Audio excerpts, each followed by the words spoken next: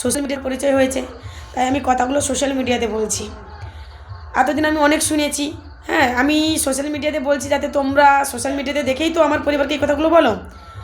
এতদিন চুপচাপ সহ্য করে গেছি, যদি কোনো দিন ভুলবশত আমার পরিবারের গায়ে হাত দেওয়া হয় আমার রাজনীতি করার কারণে, সেদিন কিন্তু আমার রণচণ্ডী রূপ দেখবে। আমি এই সোশ্যাল মিডিয়াতে আজকে বলে রাখলাম, সেদিন আমার সামনে কিন্তু কে দাঁড়িয়ে আছে আমি তাকে রেয়াত রেখে কিন্তু কথা বলবো না।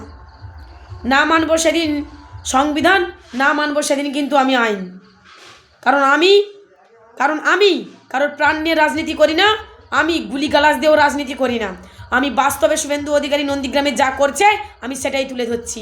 আমার একজন শাসক সরকার মহিলা মুখ্যমন্ত্রী মানুষের জন্য এত কিছু করছে, একজন সামান্য বিরোধী রাজনৈতিক দলনেতা এতটাই জঘন্য, এতটাই ঘৃণ্য, এতটাই তাকে ভাষা ব্যবহার করে, আর আমি তার রাজ্যের একজন মেয়ে হয়ে চুপ করে থাকবো? আজকে ওই শুভেন্দু অধিকারী মমতা বন্দ্যোপাধ্যায়কে এইসব কথা বলছে, কালকে তো আমাকে বলবে, কালকে তো অন্য কাউকে বলবে।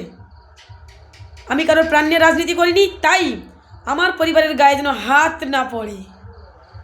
সেদিন দেখবে আমি কীরকম রণচণ্ডী রূপটা ধারণ করি।